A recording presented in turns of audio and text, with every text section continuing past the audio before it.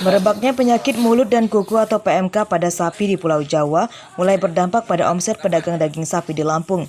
Kekhawatiran konsumen diakui pedagang membuat penjualan mereka menurun hampir 50%. Di antaranya dialami pedagang Pasar Cimeng, Kecamatan Teluk Betung Selatan, Bandar Lampung. Sebelum PMK merebak di Jawa, pedagang daging bisa menjual 20 kg lebih per hari. Namun kini hanya sekitar 10-15 kg. Dagangannya selalu tersisa. Sebagian pedagang bahkan memilih tidak berjualan. Konsumen juga kerap bertanya kondisi kesehatan sapi yang mereka potong. Kalau di Pasar Cimeng sehari bisa 15 kilo 20 kilo. Tapi semenjak ada penyakit ini 10 kilo paling drastis. Nah, kalau untuk pasokan sendiri Bang seperti apa? Pasokan daging sendiri ya alhamdulillah tetap gitu orang. Paling ya kalau biasanya 1 ekor mungkin hari ini sebelah. Nah, harapannya seperti apa nih Bang? Ya harapnya kedepannya diperbaiki. Sementara itu, pedagang warung makan yang menyediakan menu daging sapi juga mulai khawatir dengan adanya PMK. Meski demikian, mereka berharap penyakit itu akan segera hilang dan tidak sampai ke Lampung. Ya udah dapat informasi sih, tapi daerah Jakarta sama di Jawa kan. Kalau daerah Lampung belum. Nah, antisipasinya apa nih? Ini kan usahanya usaha juga warung makan gitu kan. Ya. Nah, karena berhubungan juga dengan konsumsi daging. Ya. Nah, seperti apa? Ada ketakutan atau nggak seperti apa nih? Ya kalau sekarang ini belum, ya mudah-mudahan nggak sampai sini lah penyakitnya itu aja. Itu. Nah, apa? Pasokan daging sapi dari agen dan peternak ke pedagang di pasar tidak terdampak. Harga daging sapi masih cukup tinggi, Rp140.000 per kilogram. Arsadi Saputra melaporkan dari Bandar Lampung.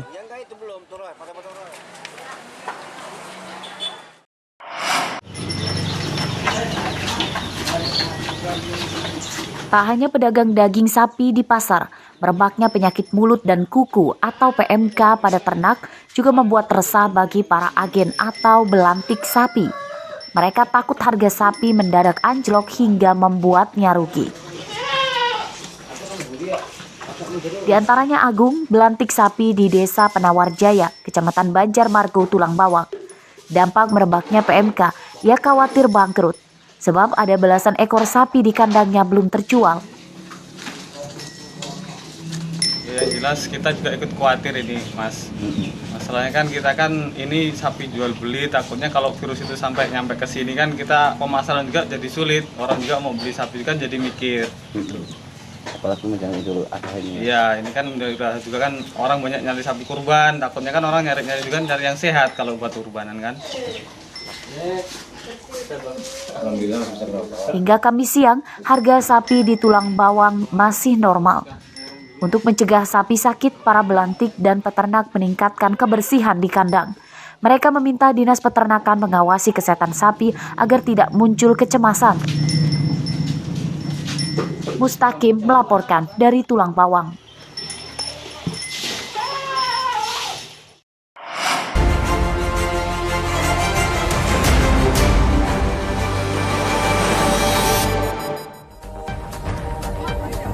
Makan ayung ke bawah.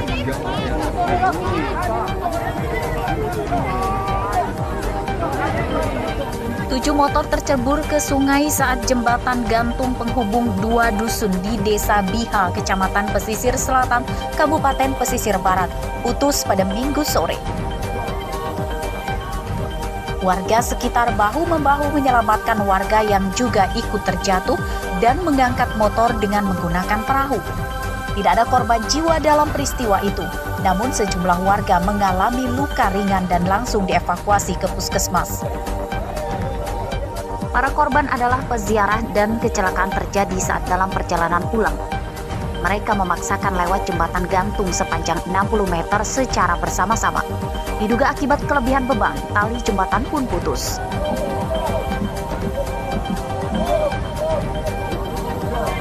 Jembatan belum bisa dilewati. Warga untuk sementara diminta menggunakan jalan lain dan perbaikan akan dilakukan secepatnya oleh Pemkab Pesisir Barat. Rosandi melaporkan dari Pesisir Barat.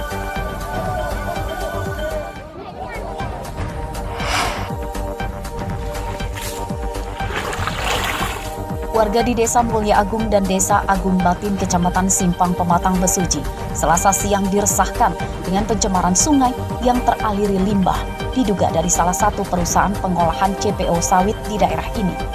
Air sungai kotor dan berwarna hitam pekat karena bercampur limbah.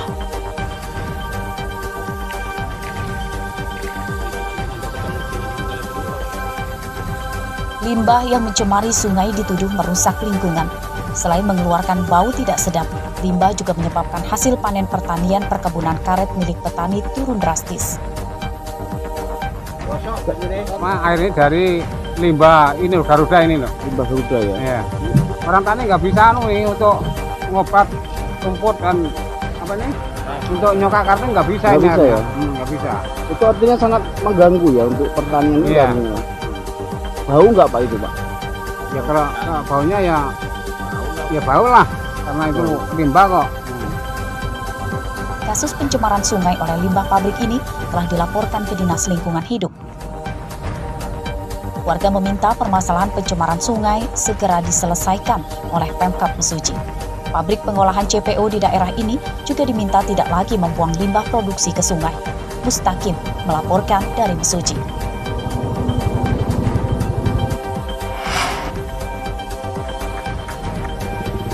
Langkanya pasokan bahan bakar minyak jenis Pertalite ke Kabupaten Pesisir Barat membuat nelayan berhenti melaut. Seperti di Desa Kota Jawa, Kecamatan Bengkunat. Sudah hampir sepekan ratusan nelayan tidak melaut dan hanya menyandarkan perahunya. Para nelayan mengaku sudah frustasi mencari pasokan Pertalite untuk kapal mereka. Jikalau ada pun harganya sangat tinggi. Sebagian nelayan bahkan terpaksa menggunakan BBM jenis Pertamax dengan harga mencapai Rp550.000 untuk 35 liter karena Pertalite habis. Para nelayan meminta pemerintah menyediakan BBM lagi karena perekonomian keluarga mereka hanya tergantung dari hasil melaut. Apalagi kini kondisi laut sedang bagus untuk mencari ikan. Untuk sementara, karena tidak melaut sambil menunggu pasokan BBM, para nelayan mengisi aktivitas dengan memperbaiki perahu dan menangkap ikan dengan cara menjala di pantai. Rosandi melaporkan dari Pesisir Barat.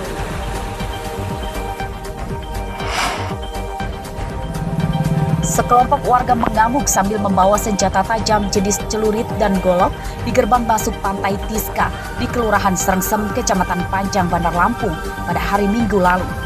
Mereka berusaha menyerang pengelola pantai lantaran jatah makan siang yang terlambat diberikan. Keributan membuat ketakutan pengunjung, namun akhirnya bisa diredam sejumlah polisi dan tentara yang berjaga di sekitar lokasi kejadian. Rabu siang, polisi telah menangkap 4 orang yang diduga pelaku penyerangan yang sebelumnya dilibatkan sebagai petugas jaga keamanan oleh pengelola wisata selama libur Lebaran. Tidak ada korban jiwa ataupun korban luka-luka dalam peristiwa itu. Untuk kepentingan penyelidikan, tempat wisata ditutup sementara untuk umum. Robi Lasti melaporkan dari Bandar Lampung.